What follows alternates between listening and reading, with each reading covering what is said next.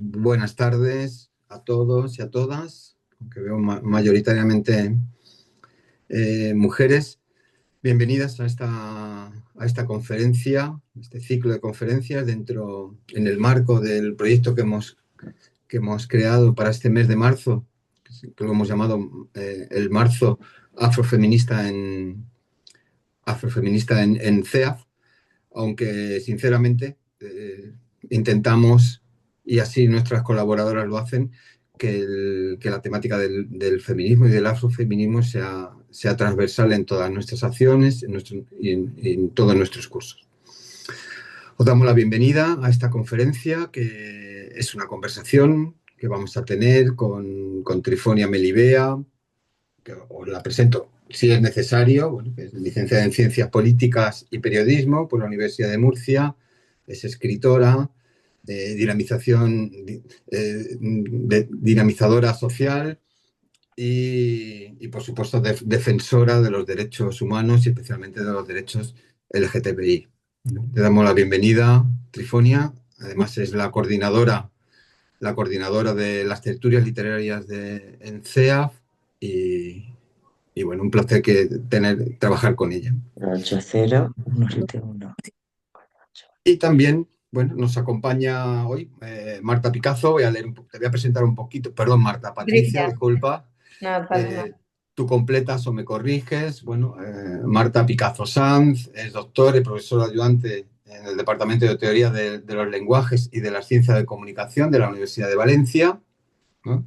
Y bueno, principalmente su línea de investigación se centran en los estudios culturales, las teorías postcoloniales y subalternas, con especial atención a los contextos africanos y sus diásporas. Te agradecemos mucho que estés aquí. Hoy vamos a tratar el tema de los feminismos desde una conversación amena. En la presentación del vídeo me ha encantado cómo lo ha hecho. Trifonia, venir a vernos, que somos dos chicas muy simpáticas y muy graciosas, y vamos a hablar sobre el libro de Trifonia. Las mujeres hablan mucho y mal, ¿no? Si no me equivoco, Trifonia. Sí, sí, la verdad que sí, somos dos chicas encantadoras, así que si están conectadas, la persona que no se mal, no lo van a pasar mal. Pues bienvenidas a ambas y al resto. Muchas gracias por acompañarnos. Os voy a hacer una petición dentro de lo posible y un poco por darle un poco de calidez a esta conferencia, a esta tertulia, es que si podéis encender las cámaras, os lo agradeceríamos muchísimo, siempre que podáis. Yo sé que Chelo no puede porque tiene ahí a los niños correteando, pero si dentro de las posibilidades tenéis, por favor, encender para dar más calidez, Bien. que el online es frío de por sí. Muchas Y gracias. eso no les enciende, yo no sé dónde enciendo mi cámara. No, Creo tú que la aquí. tienes, tú la tienes. Tú ya lo Vale. tienes. Las chicas simpáticas la tenemos encendida. Pues adelante, cuando queráis, bienvenida y muchas gracias. Gracias. Bueno, pues tomo yo la palabra y así ya empiezo y le pregunto a Melibea. Primero, gracias a todas, a todos por conectaros, por el interés en estos temas que, bueno, son temas no solo interesantes, sino necesarios, que a veces quedan en los márgenes y que desde la academia, por mi parte, desde el activismo, por parte de muchas otras, ¿no? se trabajan y se tratan y es una maravilla estos espacios y es genial que se quede grabado y que podamos hablar. La intención de Melibea y mía, hablando bueno, preparando un poco lo que queríamos contaros hoy, ella es la protagonista, yo estoy aquí para darle pie, mano y lo que necesite, porque conozco mucho su obra, porque la conozco a ella, porque hemos tenido largas conversaciones en Malabo, en Madrid, en Valencia, en muchos sitios y me encanta siempre estar con ella y escucharla.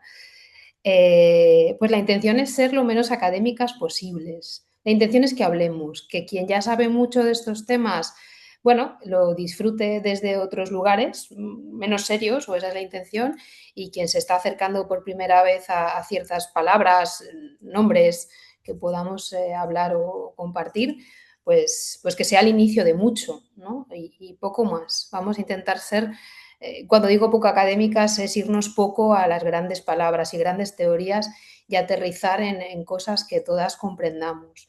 Yo voy a llevar un poco la conversación con Melibea, pero aunque luego un poquito al final, si queréis, os doy la palabra, si en algún momento queréis comentar, corregir, indicar, preguntar, creo que todas tenéis ahí en el Zoom como una manita o algo así levantada.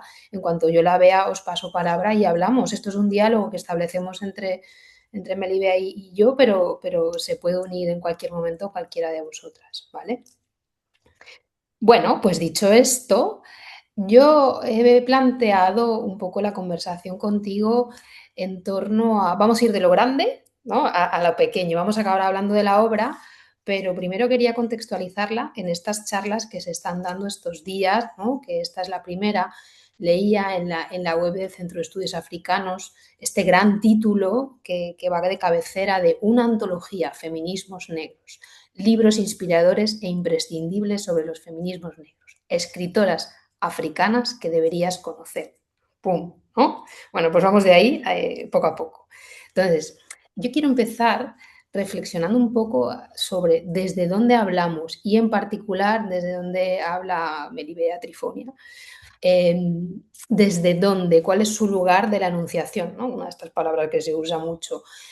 Estamos hablando de los feminismos negros. ¿Qué son? ¿Cómo los entiendes? ¿Cuánto estás de acuerdo en esta manera de definir este tipo, ¿no? de feminismos o no? Hablábamos un poco esta mañana y yo me he quedado con la anotación. Estás más cerca de Angela Davis, de Simone de Beauvoir, de Oyerunki Oyebumi, ¿no? Hay tantos feminismos dentro de lo negro, fuera de ello, en África, en la diáspora. A veces tenemos un poco de lío con tantas etiquetas. A mí me gustaría saber si te identificas con alguna de esas etiquetas o desde dónde crees que hablas tú. Y a partir de ahí seguimos. Muchísimas gracias. Yo recuerdo que hace como 2 o 3 años, en el 2023, sí, me reuní contigo en Valencia porque estaba con mucho miedo, ¿no? Elaborando la tesis, estaba en mi última fase y quedamos, te dejé leer algunas páginas y me dijiste, si yo fuera la directora de tu tesis, te, vamos, que aprobarías con una nota muy alta, pero solo si no fuera miembro de la academia, pero como académica te suspendería. Y te pregunté por qué, digo, pero Patricia, ¿pero por qué? Dice, pero porque eso es alguna cosa como la que tú estás escribiendo y documentando, es la que necesita la academia. Pero está tan restringida a conocer otros mundos y otros entornos que creo que no vas a aprobar. Tomé nota porque en ese mundo del conocimiento muy poca gente nos dice las cosas de frente, con esa sinceridad, ¿no? Y hablé con mi directora de tesis. Ella me dijo, oye, sí, pero vamos a hacer una cosa. La fortaleza de tu tesis es que te ha documentado muy bien y tienes muchas fuentes orales, ¿no? Muchas personas que se han ofrecido a hablar y a contar un aspecto de la neocolonialidad, si se puede decir de alguna manera, los estudios postcoloniales, etcétera, que pues que no está documentado. Pero esa es tu fortaleza. Vamos a introducir algún marco teórico, algo para darle sostén, porque si no, no me dejan pasar la tesis. Pues de alguna manera esa coherencia discursiva entre lo que me dijiste tú y más tarde lo que me respondió la directora, porque me fui se lo conté y dije, bueno, antes de suspender, pues ella me corroboró lo que tú habías dicho, ¿no? Lo que me habías advertido.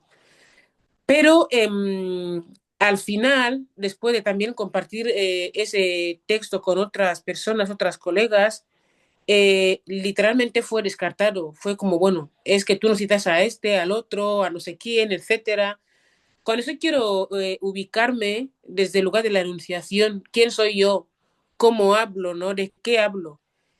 Y voy un poquito a mi infancia, ¿no? En base al vídeo publicitario, ¿no? Que grabé para que pudiéramos un poco conversar y para ver si se apuntaban 2 o 3 personas.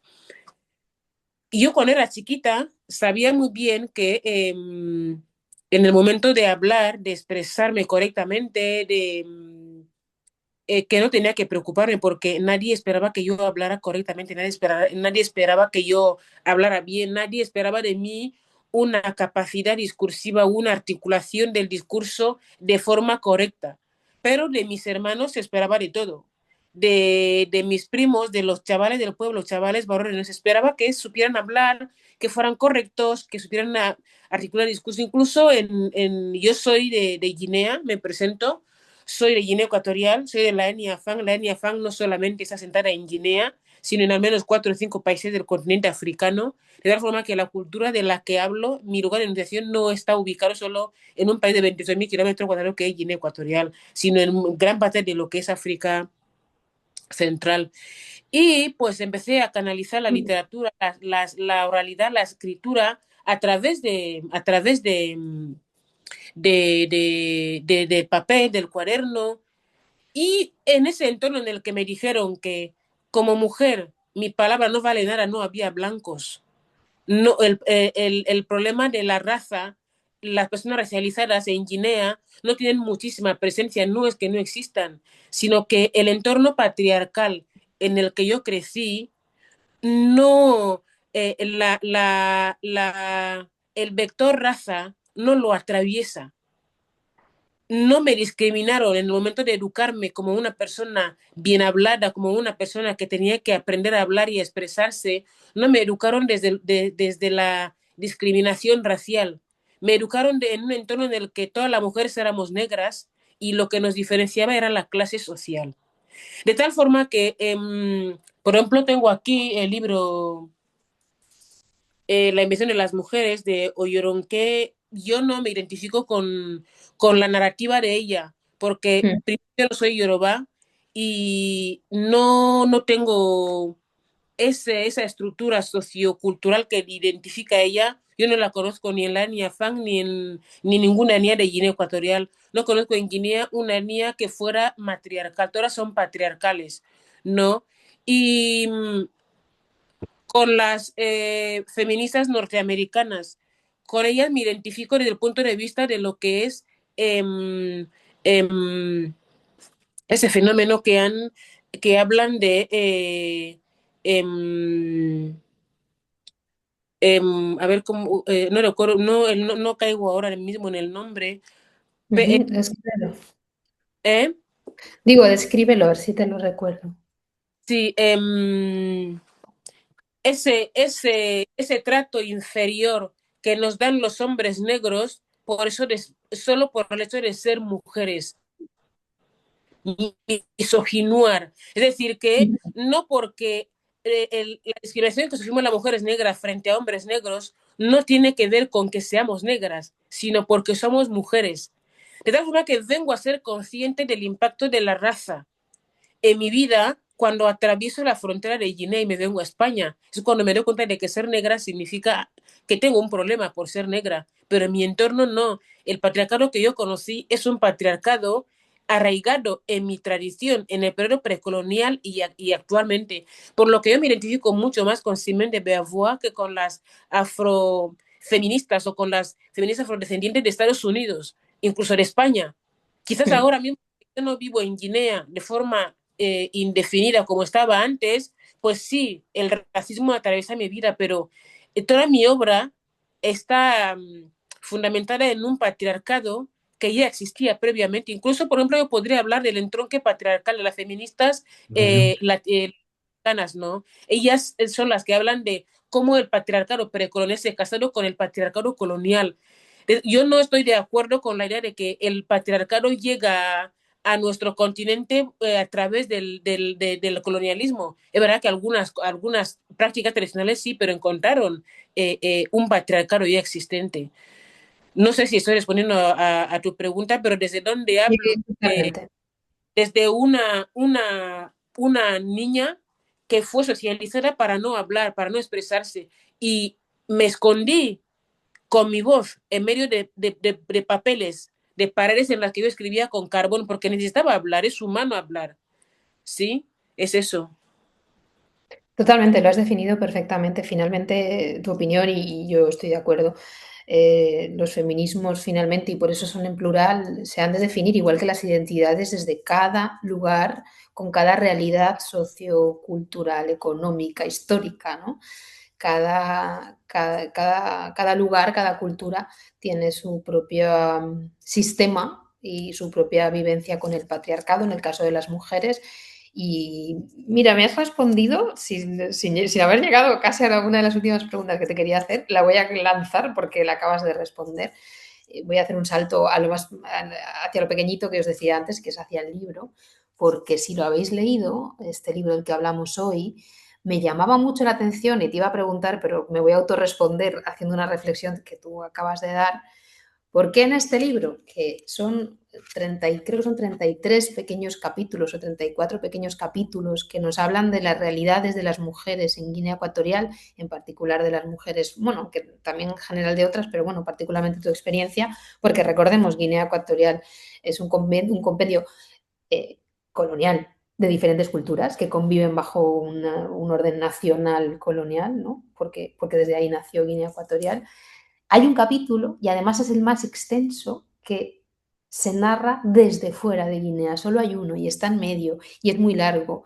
Y habla de la experiencia de una guineana que llega a Madrid. Bueno, luego se va a Murcia, llega a España, digamos, ¿no? Y me sorprendía. En capítulos, ninguno de ellos es más largo de 3 páginas.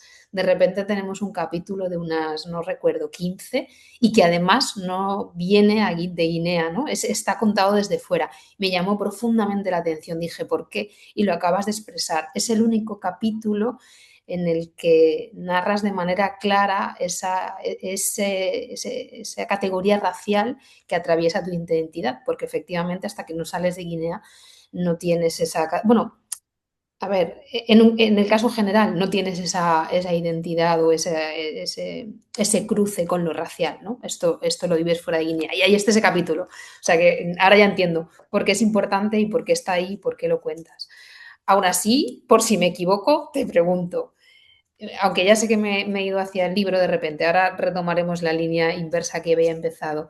Pero es así, ese capítulo está ahí para contar que esa línea racial, ¿no?, que te atraviesa aparece fuera de Guinea. La verdad es que el relato se escribió muchísimo antes de que escribiera, valga la redundancia, es el otro compendio de relatos. Las mujeres hablan mucho y mal está contextualizado en mi llegada a Guinea en el 2012. Cuando termino de estudiar, me voy a Guinea con el sueño de arreglar mi país, ¿no?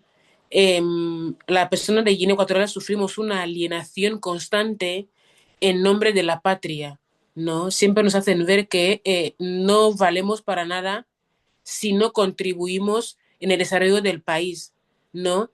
Y estando dentro te lo recuerdan todo el rato, que la patria eres tú. Cuando te vas al extranjero te recuerdan todo el rato que vuelvas porque la patria te espera hasta que te das cuenta después de los 40, después de los 50 que no has tenido patria en tu vida, ¿no? Ahora, ¿qué pasa? Que nosotros crecemos en Guinea con una identidad bastante confusa, España y Guinea a la vez. En todo el momento en Guinea nos recuerdan en la calle que España fue colonia, que España fue violencia, dicho de la manera más cruda. Pero también en la escuela tomas el asiento el primer día y estás aprendiendo España. Es una identidad tan contradictoria que es muy difícil de concebir. De hecho, por ejemplo, cuando yo me vengo a España, yo no tenía conciencia de que me fui a otro país. Y es más, viví durante mucho tiempo en España, aunque yo sufría racismo y lo sigo sufriendo, sin cambiar de chip, sin ser consciente de que estoy viviendo en el extranjero. Es decir, que es decir, que todo lo que tú vas a ver en las calles en España, lo has mamado en el colegio, lo has mamado en la tele, lo has mamado en la calle. En fin, yendo a tu pregunta, ese libro representa el shock de cuando yo regreso a Guinea y me encuentro con la patria. Yo me digo, esa es la patria, dividida en capítulos. Es puñet crudo, ¿eh? con esa patria. Ese es mi choque contra la patria. Y yo todavía tenía esa alienación de que la patria soy yo. No, lo dicen en Guinea con la frase, hay que aportar tu granito de arena. Pero yo soy una chavala que viene de una universidad, me siento superior, me voy a Guinea y me dice Guinea, toma, esa es la bofetada que tú te mereces. Yo soy Guinea. E intento hacer la cosa para cambiar Guinea. Pero la bofetada me vuelve a llegar otra vez con la cárcel, toma, Guinea no es para ti. Entonces, pues, el capítulo más largo es un capítulo que narro de una guineana en España, pero una guineana como yo nunca está en España ni en Guinea, está en los dos sitios. La única diferencia es que tengo una narrativa de para la gente, para que la gente me entienda, yo les cuento, estoy en España, pero no estoy en España, porque España y Guinea no son dos cosas diferentes en la mente de un guineano. Me explico. De hecho, por ejemplo, yo me hice un examen hace poco no, en la universidad, por ejemplo, cuando yo estudiaba en la universidad y me enseñaban cosas de España, era como leer Guinea. O cuando, por ejemplo, la gente de Guinea nos dicen que tenemos que hacernos un examen para la nacionalidad y te preguntan cosas como el río Duero. Digo, pues yo llevo memorizando el río Duero desde que yo tenía no sé cuántos años. Es decir, que ese capítulo de España aparece en ese libro por alguna razón, no sé. Pero mi, ese especie de wow, Guinea es Guinea, de cuando llego, es también ese shock de wow, España, es mía, pero es esa. Son dos patrias de engaño en mi mente que plasmo en un papel. Y por eso esa crudeza, porque existe una especie de desengaño dentro de mí, de una patria prometida que yo no tengo. Ni tengo Guinea, ni tengo España. Sí, esa es la voz que enuncia, la voz que habla, ¿no? Esa identidad en conflicto y en permanente convivencia, que es la que tengo yo, la hispano-guineana o la guinea-española, vete tú a saber.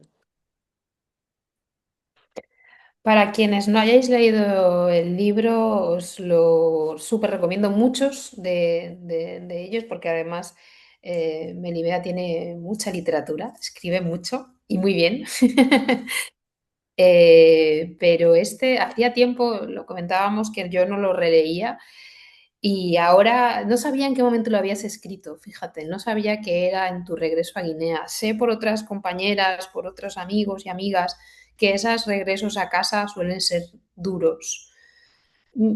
Una pregunta, y mira, hay una mano alzada de Carolina, ahora le paso la palabra. Antes de pasársela, una pregunta que me surge ahora, sabiendo esto, porque el libro es muy crudo, ahora entraremos un poquito en el modo de escribir y en algunas otras cosas, pero es duro, refleja una Guinea extremadamente dura.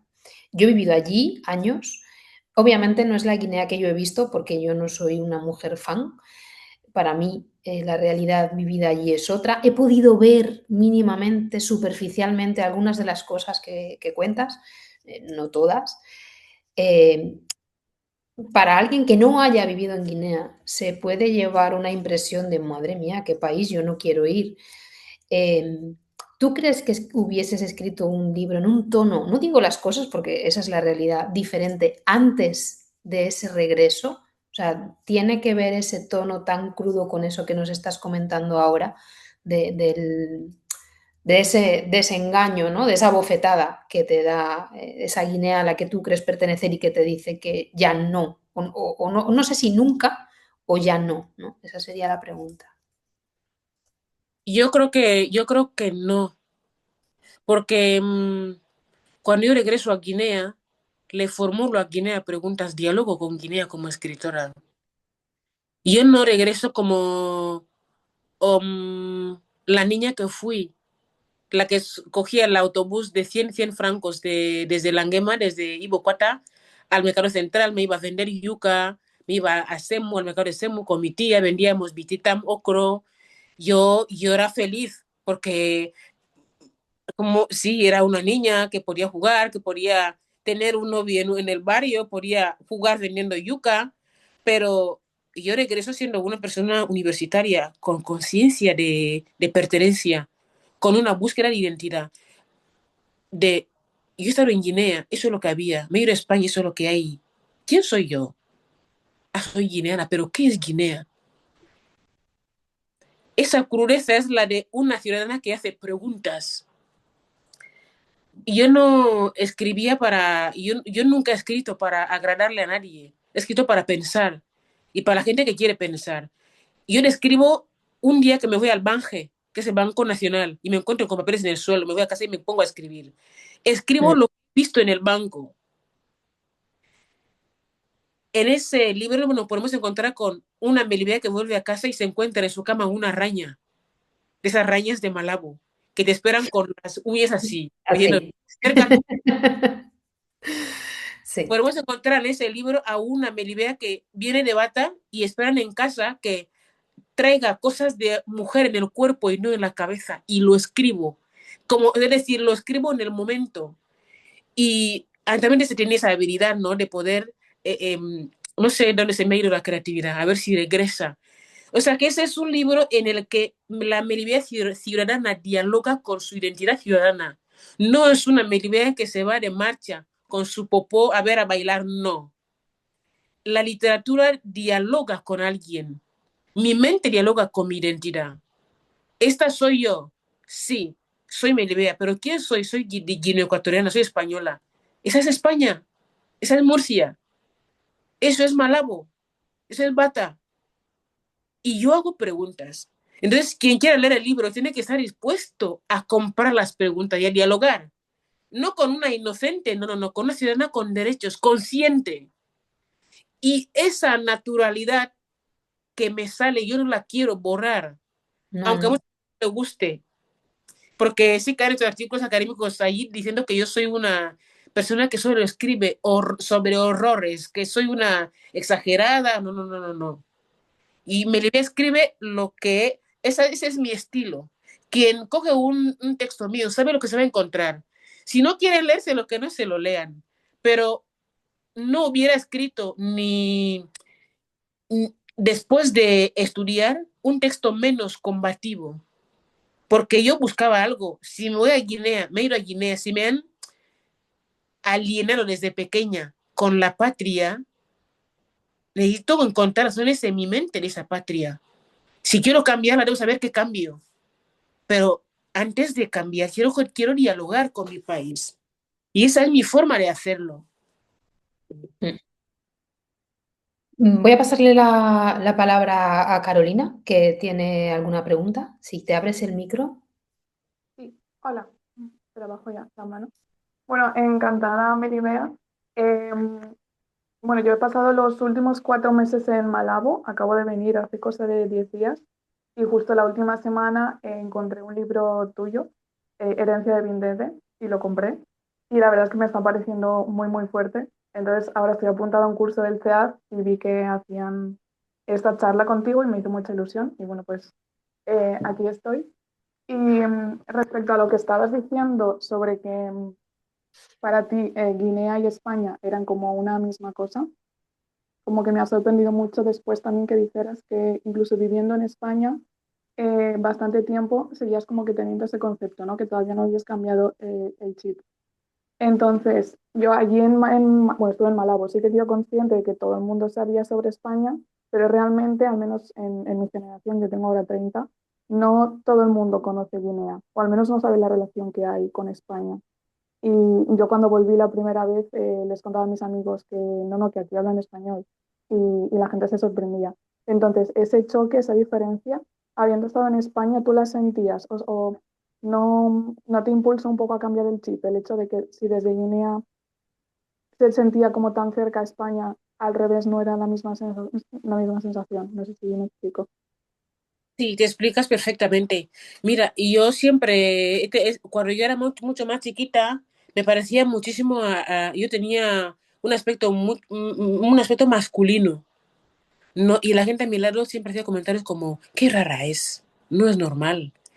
Y cuando yo estaba entre chicas, era como yo era la mancha en el grupo de chicas. Si me iba al grupo de chicos, yo era la mancha en el grupo de chicos. ¿Qué quiero decirte con eso? Quiero decirte que yo nunca tuve una vida en la que me dieran un lugar. Siempre busqué yo el lugar en mi vida. Y mi vida siempre estuvo atravesada por opresiones. Si no era por mujer no heteronormativa, era porque mi físico no se adaptaba a lo que se esperaba de que fuera un chico.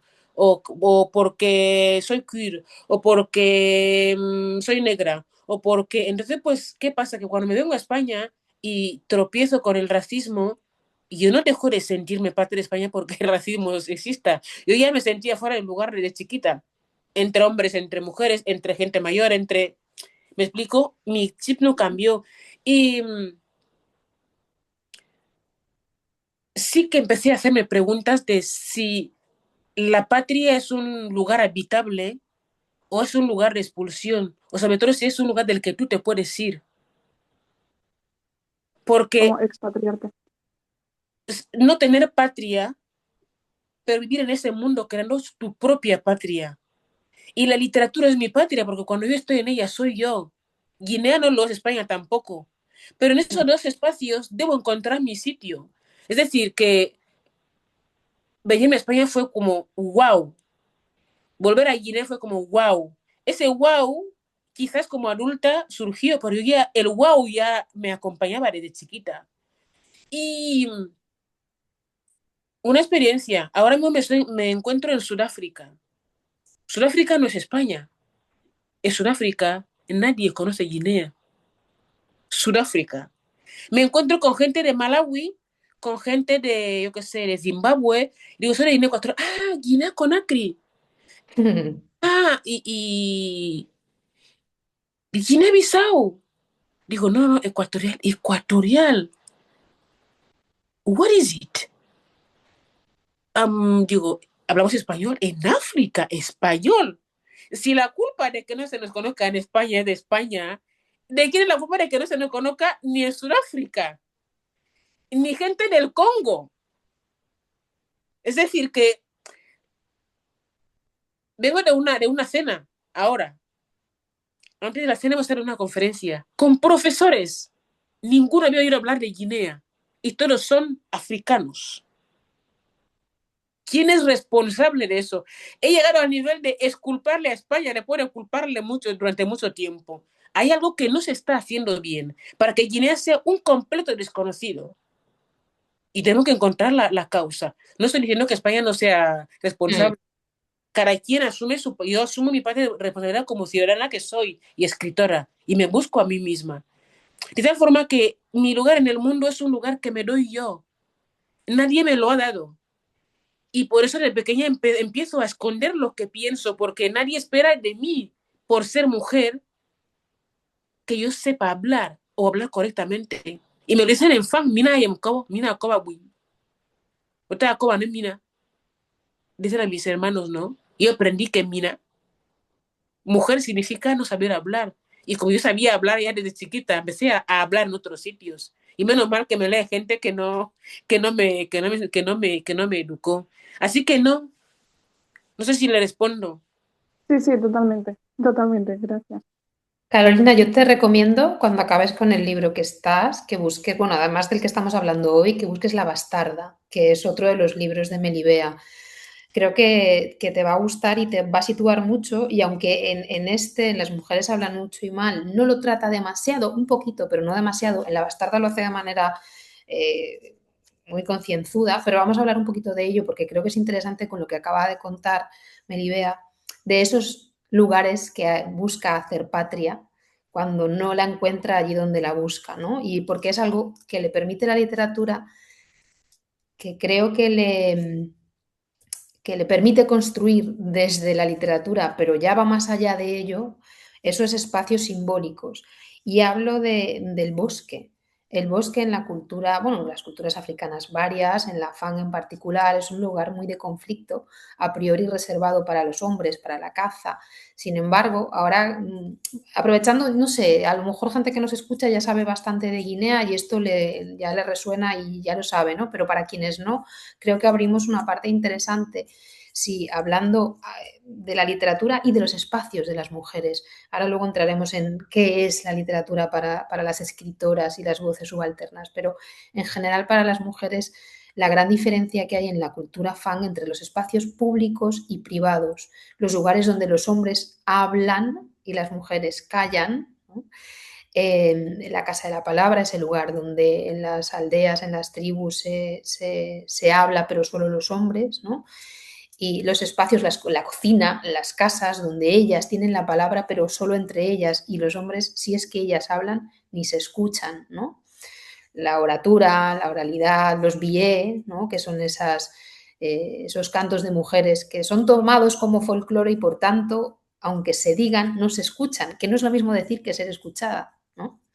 Entonces, a mí me gustaría que Melibea nos hable un poco de esos lugares de las mujeres, de sus voces, el bosque, cómo ella genera esos nuevos espacios de, yo diría, de naciones inventadas, futuras, simbólicas, a las que pertenecer y donde puede ser quien quiere ser, ¿no? Un poco que nos cuentes un poquito, porque sé que además el bosque en tu literatura tiene un lugar muy especial. Patricia y yo tenemos un artículo pendiente de publicación que es sobre el bosque. Y en ese artículo me gustó mucho el enfoque que le diste al bosque, de cómo la colonización ocupa el bosque como espacio, no espacio de dominación. Antes de que llegara el blanco, el hombre fan había ocupado el bosque como espacio de dominación. Y como dice Foucault, donde hay poder, hay resistencia. El bosque no solo es un espacio de poder, también es un espacio de resistencia en el mundo fan.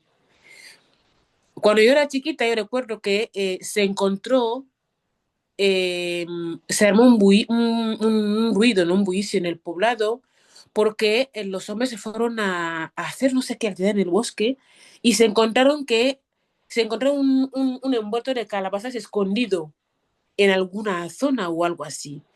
Y se anunció una reunión en el Abá. El Abá es el lugar comunal donde los hombres toman decisiones y el resto obedece, ¿no? Y se decía que no, que la advertencia era, o sea, que había que organizar una reunión para que la mujer infiel confesara. Y la única prueba era el envuelto. Y la mujer empezaron a hablar de ello, cuando se iban a la finca, en el río, en espacios donde no les usaban los hombres. Y es decir, que muchos amantes que no pueden ser amantes abiertamente, donde se encontraban, decían encontrarlos en el bosque. Y yo recuerdo que cuando era chiquita, las mujeres se iban al bosque desde la mañana y hasta la noche no regresaba. Yo decía, pero ¿cómo son de trabajadoras? ¿Qué trabajadoras? Ahí tenían sus orgasmos con sus amantes. Es decir, que el bosque es un lugar de toma de poder. Gran parte de los nombres de los varones fan son de animales feroces, árboles grandes y, por ejemplo, las mujeres queer, mujeres lesbianas, mujeres bisexuales, cuando empiezan a tomar poder dentro de la sociedad fan, secreta y no secreta, toman poder a través del bosque. Los nombres con los que se identifican las personas, las mujeres LGBT fan, son del bosque. Los blancos españoles toman el bosque porque era el lugar con el que el fan se identificaba. Las elecciones primarias de Guinea, las primeras elecciones de una Guinea construida, tienen a Macías, a Ondoeru y a otros, todos con simbología del bosque. Construir Guinea como país se construye retomando el bosque, reconquistándolo. El bosque no puede no aparecer en una novela reivindicativa de Guinea. Imposible. Para mí, la mejor novela es la de María. Está toda narrada en el entorno del bosque. Si no te vas al bosque en el mundo fan, no narras resistencia, porque ahí es donde está la resistencia. ¿Por qué se va allí? Porque el pueblo en el entorno fan no es el que ejerce el poder se ejerce a través de la mente. Y la mente, la identidad fan, está en el bosque porque había que dominarlo, poseerlo y traerlo a la identidad. Todo lo que se mueve en cuanto a resistencia en el mundo fan está en el bosque. Por eso en La Bastarda hablo del bosque, en Ahí abajo de las mujeres hablo del bosque, en todas las novelas mías hablo del bosque, porque el bosque es resistencia para mí la literatura es eso, ¿no? Resistencia. Y los espacios que las mujeres van conquistando, van ocupando poco a poco, tiene mucho que ver con eso, con la resistencia, porque hay poder. Y ahora mismo con el tema de la descolonización, decolonialidad, etcétera, ha surgido una confusión muy grande donde todo tiene que ver con la colonialidad del género, la colonialidad del deseo. Sí, no digo que no. La ley de vagos y maleantes fue un crimen contra la humanidad. Pero ¿qué había antes? ¿Qué había antes? Es decir, que el bosque es eso, el bosque es poder, es resistencia, ¿no? Y yo la verdad que me compro la teoría del poder de Foucault. Para mí es la Donde hay mejor. poder hay contrapoder. Sí. Has hablado de María un momento y vamos a pararnos en ella, porque creo que es una buena base como para ya ir acabando esta conversación. Cuando Melibea habla de María se refiere a Marianne Sue, que es la primera gran novelista fan. Ella ha escrito varias obras, pero es muy conocida en el mundo de la literatura, en el mundo de la academia. Es uno de los libros de los que más artículos y más investigación se ha hecho, que es Ecomo. Por si no lo conocéis, apuntadlo. Sería el libro que yo siempre recomiendo para empezar por Guinea. ¿Quiero leer algo de Guinea? Pues lo primero, Ecomo. ¿Por qué? Además de ser de las primeras novelas de Guinea Ecuatorial, primera novela escrita por una mujer, hablamos de 1985. Es increíble y siempre encuentro cada novela nueva que leo de Melibea me conecta. Es como si fuera su descendiente directa. En el modo de escribir y en el que escribís. Es evidente que las dos sois feministas, una de los años 80, otra décadas posterior. No pertenecéis a la misma generación, así que habéis vivido Guineas diferentes. Sin embargo, habéis vivido una misma cultura fan y se nota. Por un lado se nota mucho en la escritura, esa manera tan oral que tienes de escribir, también la tiene María, ¿no? Esas frases cortas, tan rápidas, que se parecen mucho cuando escuchas hablar fan, notas que su sintaxis, su manera de narrar es muy parecida a cuando escribís en castellano. Utilizáis mucho las anáforas, muchísimo, frases que se repiten. En el caso de María, constantemente, los hombres hablan, las mujeres callan, los hombres hablan, las mujeres callan. En tu caso igual, todas tus obras, esta en particular, está llena de esas repeticiones constantes, rítmicas, súper cercanas a la poesía. Y ambas, y retomo Ecomo y de ahí me voy a tus obras, habláis constantemente de ese silencio de la mujer dentro del patriarcado fan. A mí cuando analicé, yo escribí una tesis doctoral sobre la construcción de la identidad decolonial feminista en Guinea y analizaba la obra de María y analizaba la obra de Melibea. Y entonces buscaba diferencias al ser de dos generaciones distintas. Y a ver qué te parece, aunque sé que la has leído, pero a ver qué te parece mi reflexión y con eso mi pregunta un poco final, que va de cuánto ha cambiado o qué poco o cuánto mucho, lo que tú nos digas, ha cambiado, ¿no?, el estado de la cuestión para las mujeres fan en Guinea Ecuatorial. María, si tú lees su obra de origen, ¿no?, sin hacerte demasiadas preguntas, sin conocer demasiado Guinea, te puede parecer que es una novela pesimista. Primero se llama Ecomo, pero la protagonista, mujer, primera protagonista femenina en la literatura guineana, no es Ecomo es su marido. O sea, ni siquiera ella, que es protagonista de la obra, da nombre a la obra. El nombre lo da el marido. Ella es una narradora siempre en segundo lugar, siempre hablando de la vida de Ecomo. Y vamos conociendo su vida a través de lo que le pasa y de la relación con su marido. Constantemente la anáfora de las mujeres, los hombres hablan, las mujeres callan, los hombres hablan, las mujeres callan. Y en un final dramático y con mucho bosque y mucho viaje de por medio, que de verdad os invito a leer, María acaba con una nanga, que es el nombre de la protagonista, de la narradora, que grita en silencio y lo repite otra vez constantemente, grito en silencio. Y ese grito en silencio, y dice, llora mujer por todas las mujeres, grita en silencio, viene a ser porque nadie te va a escuchar, así que ¿para qué vas a gritar, no?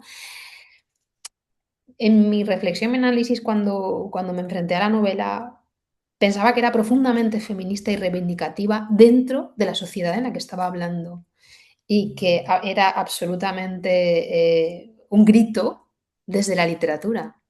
La literatura no deja de ser, ya no es un lugar privado, es un lugar público, se publica y se lee. O sea que a través de una conquista, años 80, de un lugar público, la escritura, la publicación, ¿no? Denunciaba que la única manera de gritar de las mujeres fan era en silencio.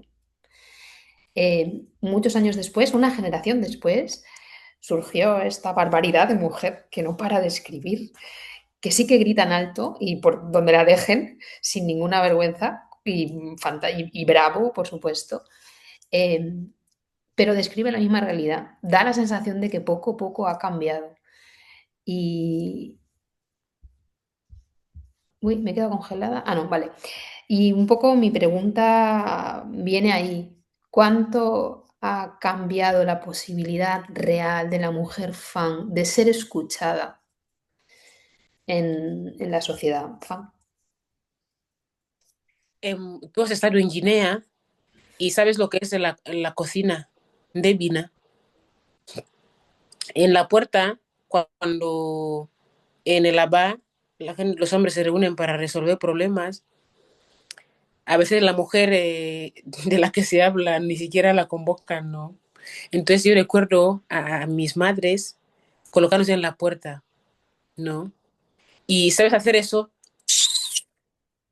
que hacen con los dientes las mujeres. Ujú. Y así, mm, el silencio. O sea, con una mirada hacen con los dientes, ¿sabes? Un chisquido. Mm. Mm. Ese es el resumen del desprecio más absoluto. Es decir, no es que no hablamos, sino que ¿para qué? Como yo decía al principio, ¿no? Que nos dicen que nos educan con eso de que las mujeres no saben hablar. No, las mujeres hablan mucho, hablan mal. Y por eso, por ejemplo, el libro mío lleva ese título. Si voy a dialogar con mi patria o con mis dos patrias, voy a dialogar con ellos desde mi lugar de, no de la nulidad, desde mi lugar de mujer, que habla mucho y mal, resumiendo que no debe hablar, pero que les pone verdes a las dos identidades, ¿no? A España y a Guinea, mis dos patrias. Bien, ese silencio tiene como contrapoder los espacios de mujeres en los que se habla de todo y en los que estamos las niñas todo el rato. Me sorprendía mucho, por ejemplo, en Guinea, cuando publicaba algún libro metiéndome con la tradición que así como creen que yo hago, y era como,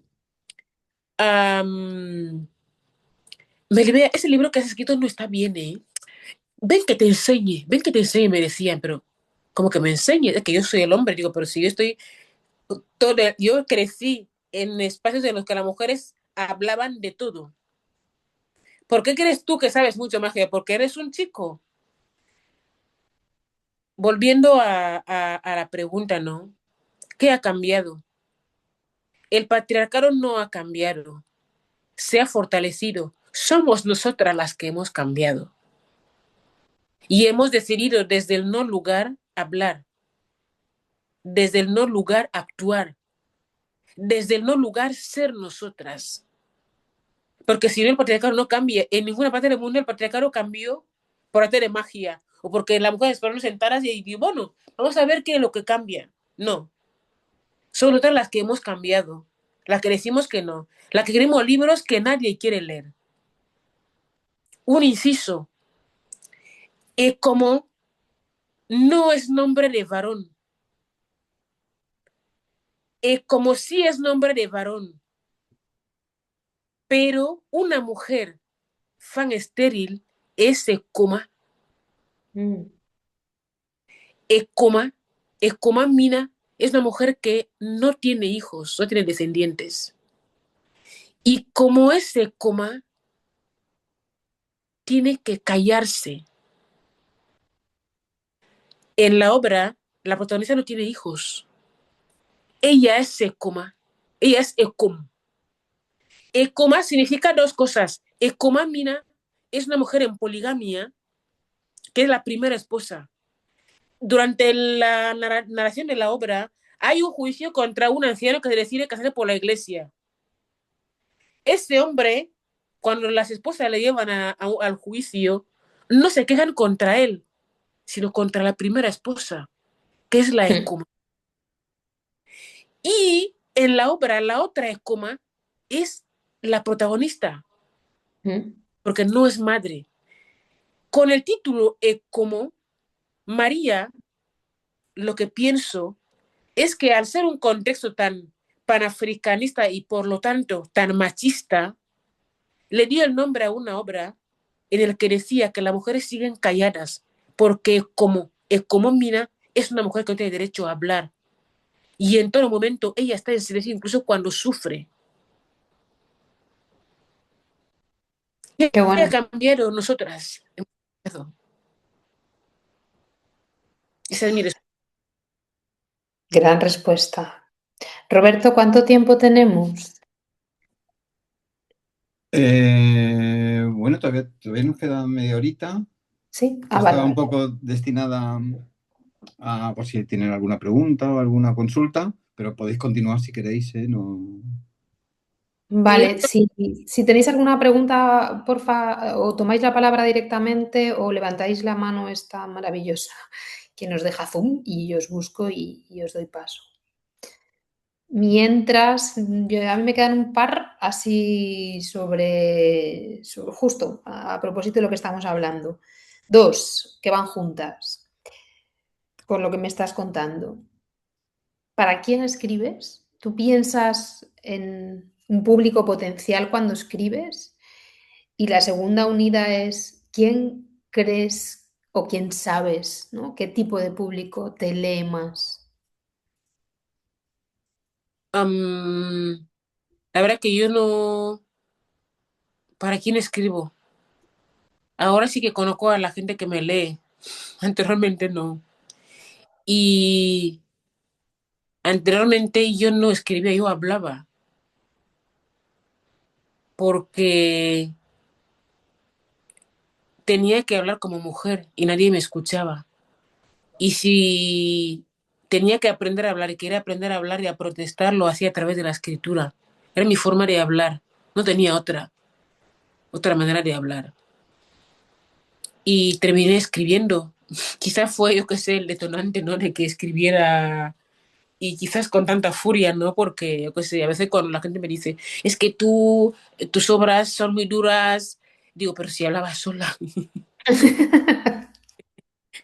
Si ellos me hubieran dicho, oye, estás siendo muy dura hablando, digo, bueno, suavizo.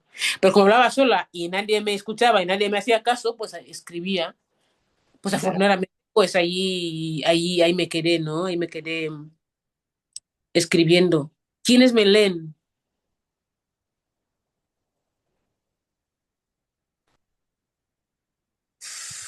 Yo creo que me leen básicamente en España y en el mundo latinoamericano. Y las obras traducidas al inglés y al alemán, pues también han volado mucho. Y al francés me leen en Francia, en Camerún, muchos países africanos me leen. Eh, ¿Quién entiende mi lectura? Creo que la gente que me lee no tiene hasta ahora suficiente energía para entenderme porque es muy duro lo que leen. ¿Quién Yo, te gustaría que te leyera? si me pudiera pagar, Así puedo vivir al menos de la literatura, porque no vivo de ella. Que me pudiera pagar. Si, por ejemplo, mis libros pudieran venderse mucho, que nadie paga por lo que no va a consumir, salvo que sea una persona enferma que consume de manera compulsiva, que me leyese quien pudiera consumir y aprender del mundo a través de mi literatura. En Guinea, ¿quién me lee? La persona que me lee no me lo pueden decir, porque serían enemigos de la patria. Entonces, ¿quién gustaría que me leyese? Pues que me pudiera pagar.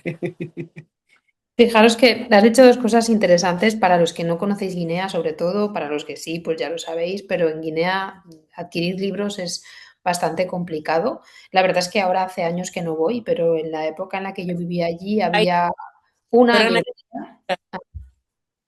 ¿Se me cortó? sí, sí, hay una pregunta en el chat. A ver, ahora, ¿sí? Vale, decía que en Guinea pocas librerías hay, no sé si queda alguna abierta, en la época que yo vivía había una. Es difícil comprar libros.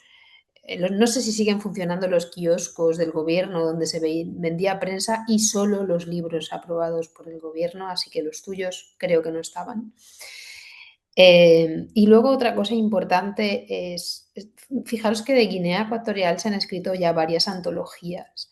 La primera es del 86, muy poquito después del libro, creo que del 86, después del libro de María, y en ellas hay muy pocas mujeres. Y cuando se intenta hacer esas antologías, ¿no? Esa línea temporal de la literatura guineana, se dice es que hay pocas mujeres, cuidado, o publican a pocas mujeres, porque efectivamente eh, pasa en cualquier parte del mundo, pero en lugares donde la literatura es un lujo y donde además no se edita, porque todas las ediciones se hacen fuera de Guinea. Mi pregunta es cuántas obras habrá escritas en cualquier papel, guardadas en cualquier lugar, cuántas escritoras nos hemos perdido y nos perdemos, ¿no? Porque la posibilidad de publicar es muy baja. En tu caso, en realidad, has tenido una trayectoria bastante sorprendente para lo normal en una escritora guineana. Pero si vivir del arte, vivir de la cultura y vivir de la literatura es un acto bastante heroico en general en cualquier parte del mundo, en el contexto del que estamos hablando hoy, pues es bastante, bastante complicado. La verdad, es bastante complicado y no sabemos cuántas cosas no estamos conociendo porque no se han publicado, porque una editorial no se ha interesado. Es una realidad bastante gorda esa. En tu caso, aunque no sepamos cuándo se va a publicar, yo tengo una pregunta final, ¿estás con algo entre manos de ficción? Sí, estoy en ello, pero soy muy perdida.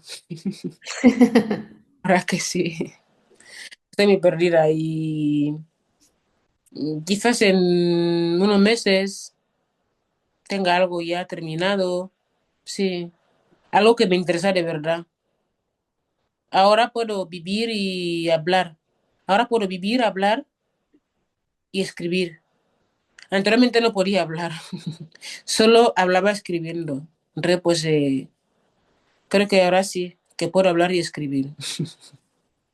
Sí. Tenemos una pregunta en el chat, creo. A ver. Ah, que eso no lo había visto. Esperad que busco el chat. Ah, mira, perdón, lo tenía cerrado el chat. ¿Podéis repetir el título de esa novela a que os habéis referido diciendo que muestra una Guinea muy dura? Ah, ¿y cómo? Vale, le has respondido por aquí. Vale, ¿qué crees que piensan las mujeres fan de tu escritura? Nos pregunta Carolina. Bueno, yo creo que las mujeres fan están divididas en dos grupos. Las mujeres que son reivindicativas, feministas, que saben de qué estoy hablando, pues sí, están muy contentas. Las mujeres fan del poder no están contentas con mi obra. De hecho, todos los regímenes del mundo dictatoriales tienen una red de mujeres dentro del poder que son las que deslegitiman a las demás. En la época de Franco se tenía la sección femenina que se encargaba de adoctrinar a otras mujeres, que sacar del medio a las que tenían capacidades contrarias a lo que ellas entendían, El régimen de Guinea tiene a las mismas mujeres. Entonces, todas las veces que he tenido problemas, que he sufrido violencias, han sido ellas las que han puesto el rostro. Son las aliadas necesarias. Sí. Entonces, creo que es muy genérico, ¿no? Lo de qué piensan las mujeres fan. A veces también algunas que son colegas, una mujer con la que me llevo muy bien me dijo una vez en privado, oye, ¿y por qué tienes que hablar de lo LGBT abiertamente? Digo, porque lo soy. Y me dice, y eso no está bien. Digo, pero ¿por qué no? Dice, hay gente que lo es y no lo dice. Digo, pero ¿por qué no lo dice?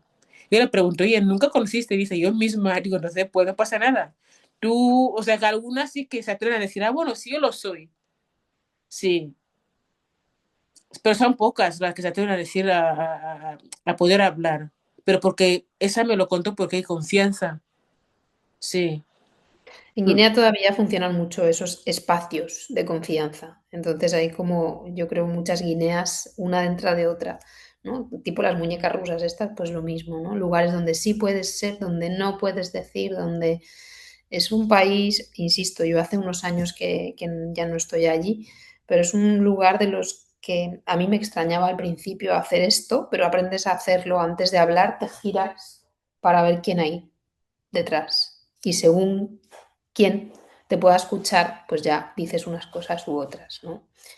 Y entiendo que en el caso, siendo, y si esto me pasaba a mí, pues siendo en el caso de una mujer fan, tiene que ser en un círculo muy de confianza en el que se hable de ciertas cosas o decidir, ¿no? Y mira, con esta pregunta vamos a cerrar.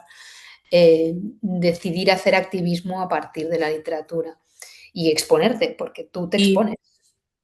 sí, y luego también me sorprendió mucho mi trabajo de tesis doctoral, porque tiene muchísimas fuentes de mujeres mayores. Me sorprendieron. Fue como, ah, tú eres la que habla mucho en la tele. Digo, sí, sí, soy Lo yo. quiero contar, Ven que te cuente cosas así. Cuando tú claro. ganas anonimato, te lo cuentan todo. Y me gustó, la verdad que sí. Y para mí fue como una salvación, como diciendo, bueno, tenemos una esperanza de vida muy pobre, muy corta, la gente se muere mucho antes de lo previsto y quiero recopilar voces de mujeres, testimonios que cuentan cosas, ¿no? Mm. Y mm, para mi directora de tesis fue como, me vea qué bien, lo estás haciendo muy bien y tú también me animas diciendo, wow.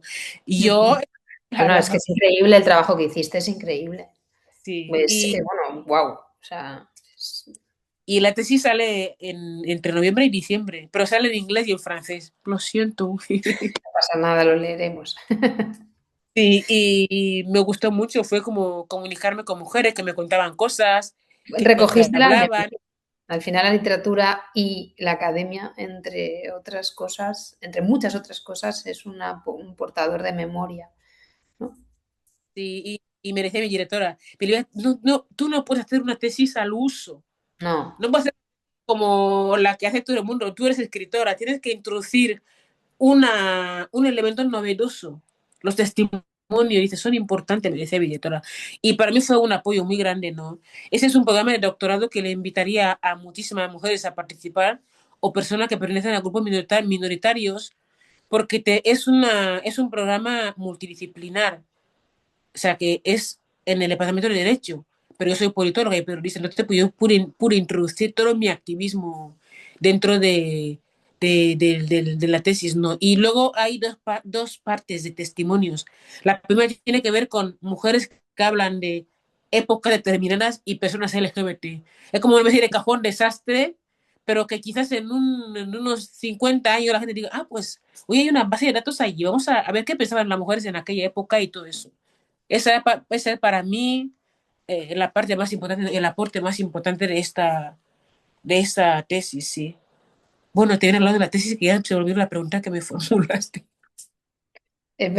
No lo sé, me perdí, pero sí, sí, qué ganas de leerla. Y efectivamente, es que hiciste un trabajo, bueno, y ahí tienes una base de datos también para escribir ficción a partir de ahí. Al final eso es la memoria de esas personas, totalmente. Bueno, pues por mi parte, si no hay ninguna otra pregunta o Melibea, tú nos quieres decir algo más, yo recuerdo que hemos estado hablando de este libro, que es fantástico, que son retazos, son como instantáneas, ¿no?, de la vida en Guinea. Hay capítulos dedicados a muchísimos momentos del día a día, como decía, un día en el banco, el hospital. Hay capítulos muy duros y muy reales sobre cómo funciona o cómo puede ser un día o unas horas o unos minutos en un hospital o en un supermercado o en la calle o en una casa.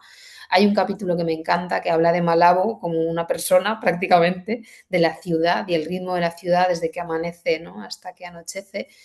Eh, Ostras, está muy bien, está muy bien. Me ha encantado releerlo. Ahora he entendido más cosas y bueno, es que tienes varias obras para todos los gustos en cuanto a formato, novela, y además novelas pues muy, muy amplias, ¿no?, en cantidad de páginas, o novelas cortitas como La Bastarda o esto, que no dejan de ser microrelatos que construyen un gran crisol. Así que os invitamos a que os acerquéis a su literatura y la próxima vez que tengamos una charla, que tendremos porque le gusta mucho hablar, pues le podáis preguntar por lo que hayáis leído. Así que por mi parte, gracias por estar. ¿Alguien quiere tomar la palabra? Melibea, últimas reflexiones. Sí, tocas un tema muy importante que es el tema de la subalternidad. Ese libro para mí es muy importante porque la narradora, que soy yo, se coloca en una posición de subalternidad como ciudadana, ¿no? Y le hace preguntas, ¿no?, a sus dos identidades, ¿no?, a sus dos patrias. Me gustaría que cuando la gente se leyese el libro tomara en cuenta esa, esa necesidad comunicativa, ¿no?, que en un momento determinado de mi vida me marcó, como diciendo, es eso lo que soy, ¿no? Desde el no lugar, ¿no? Desde el no lugar desde la infancia, no es un libro en el que empiezo a hablar como una adulta, como una treintañera, ya no. Voy a mi infancia y me posiciono como la niña que aprendió a hablar mucho y mal, porque no puede, no sabe, ¿no? Y es una niña que ya se ha empoderado, ya es una mujer, ya es consciente, pero sabe muy bien que como ciudadana no tiene derechos y se sigue posicionando como ya no la niña que aprendió a hablar mucho y mal, sino que la mujer que habla mucho y mal, porque no ha cambiado nada. Ella sí que ha cambiado de niña a mujer. Ella sí que ha cambiado de inocente a ciudadana. Ha cambiado de no pensar en lo que le rodea, de salir de vender máscara, de salir de vender yuca, macarés, buñuelos en Guinea, ¿no? En ser un ser feliz jugando con el barro, a preguntar, ¿pero por qué las mujeres venden en medio del barro? ¿Qué pasa aquí? ¿No? Esa transición identitaria, ¿no? De búsqueda. Igual algún día también escriba algún libro sobre la otra ruptura, ¿no? De cuando yo ya no estoy en Guinea, porque desde 2023, finalmente no estoy en Guinea. ¿Qué pasó, no? Esa búsqueda eterna, ¿no? De una Melibea, niña, mujer ciudadana, que sí ha cambiado ella, pero su entorno le sigue recordando su no lugar. Ese es el origen de ese libro, de ese título. El título tiene una, una contextualización, un lugar de enunciación. Soy yo, pero con muchas identidades violentas atravesando mi cuerpo, ¿no? De tal forma que esto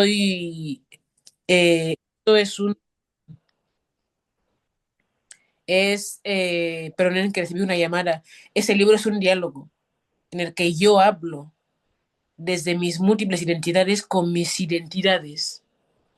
Y quizás por eso se nota mucho enfado en la redacción, se nota mucha rabia, porque la gente que escribimos, no escribimos para que nos lean y que la gente lo pase bien en la playa. O sea, es decir, yo no hago literatura yo qué sé, literatura VIP para la gente que viaja y quiere relajar su mente, no, no, hago literatura militante. Esa es mi literatura, ¿no? Y esa obra la recomiendo para que la gente la lea, la consuma y si puede, pues en mi lugar para poder preguntar a Guinea cosas, pues que dialogue. Creo que hay una pregunta también, otra última pregunta. ¿En el chat? Hola, sí, bueno, es que la he escrito por si no lo veíais, pero lo puedo decir. Sí, sí. Bueno, nada, que me ha gustado muchísimo y haría varias preguntas, pero creo que solo dará tiempo a una de ellas. Bueno, quería preguntar que ahora que para ti, Melibea, escribir ya no es solo hablar, porque estás viendo que hay un receptor y de hecho cada vez más receptoras, si, al igual que como lectoras hemos podido ver tu voz, bueno, cómo te ha llegado como devolución? O sea, no sé si me explico. De pasar a que escribir sea hablar en silencio, a ver que hay muchas personas que están no solo escuchando, sino recogiendo todo lo que dices y les está haciendo un cambio su mente. ¿Cómo se te devuelve esto a ti? De alguna manera sí, porque la persona que escribimos pues queremos algún tipo de corresponsabilidad. Pero para mí, las personas lectoras que mejor me han entendido, recuerdo que en Viena, en Viena, Austria, me invitaron a una conferencia y antes de la conferencia les pidieron a un grupo de estudiantes que se leyera el libro, el Serbinden, y que dibujara. Eran adolescentes de 14, 15, 16 años, porque es un libro que se ha traducido al alemán. Un grupo de niñas que no conocen no está Guinea en el mapa dibujó todo lo que yo no había entendido de mi obra. Aquello fue para mí increíble. A veces cuando me dicen, es que lea a esta autora, lea esta. No leas a esta, digo, pero sí, los que me han entendido son los austríacos. Solo te pertenece cuando está dentro de ti. Una vez que sale ya no te pertenece. Así que ese feedback a mí me gusta. Y gracias pues por conectaros, de verdad, por perder el tiempo en un martes con esa charlatana que no le hace más que preguntar a sus patrias.